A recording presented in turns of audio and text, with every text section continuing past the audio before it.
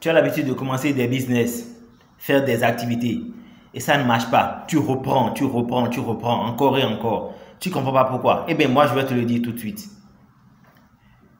Tu n'as pas considéré les 5 commandements de la richesse. C'est quoi les 5 commandements de la richesse? Ça se résume en B7. Le B, le besoin. Le E, l'entrée. Le C, le contrôle. Le E, l'échelle. Et le T, le temps. Mais aujourd'hui, nous allons parler que du besoin.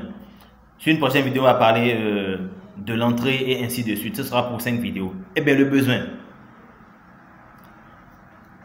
Il faudrait déjà se dire qu'il y a un mensonge qu'on nous a fait écouter souvent. C'est-à-dire, fais ce qui te passionne, fais ce que tu aimes faire le plus, fais ce que tu sais faire. Eh bien, c'est faux. Parce que tout le monde s'en fout de ce que tu sais faire. Tout le monde s'en fout de ce que tu aimes faire. Moi-même, je m'en fous de ça. Que tu fasses ce que tu aimes faire, si ça ne m'intéresse pas, si je ne trouve pas mon bénéfice et que ça ne répond pas à un besoin que j'ai, je ne viendrai pas chez toi. Donc, je m'en fous de ça. Tu vois un peu? Donc, déjà là, tu fais fausse route. Donc, il faudrait déjà trouver comment est-ce qu'on peut résoudre le besoin des autres. Parce qu'il y a une chose, plus tu sers de personnes, plus tu deviens riche. Plus tu arrives à satisfaire le besoin des gens, plus ils viendront vers toi et tu pourras les servir. Alors, comment on détecte le besoin? Il ne faut pas aller chercher de midi à 14h. Il ne faut même pas vouloir en inventer parce que les besoins sont là, devant vos yeux, là, sous vos nez. Lorsque quelqu'un se plaint, lorsque quelqu'un dit « Oh, c'est pas vrai, pourquoi ceci ?» Quand quelqu'un se plaint de quoi que ce soit, quand quelqu'un aurait voulu, même il y a même des plaintes, mais il y a des types, des ennuis qu'on connaît et qu'on aurait voulu les résoudre. Il suffit seulement que tu les résolves, que tu les résolves, pardon, et puis voilà. Et n'allons même pas chercher de nouveaux besoins. Tiens, par exemple, si Yahoo était là, et nous sommes tellement tous contents de Yahoo Messenger. Pourtant, quand Gmail est venu, il a rectifié les erreurs de Yahoo. Aujourd'hui, c'est Gmail. On avait l'hamburger depuis des décennies. Pourtant, McDo est venu. Il fait son chemin. Il est très riche aujourd'hui.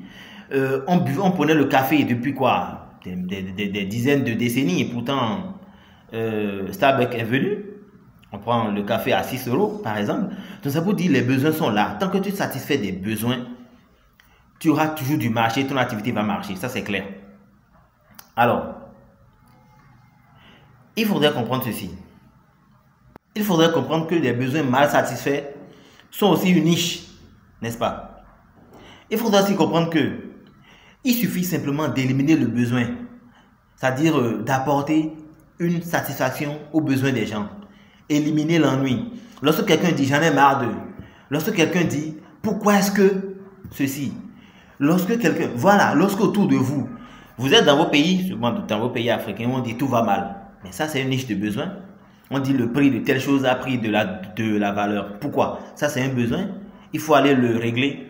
Plus tu règles le problème des gens, plus les gens se sentent satisfaits du fait que tu règles leurs besoins.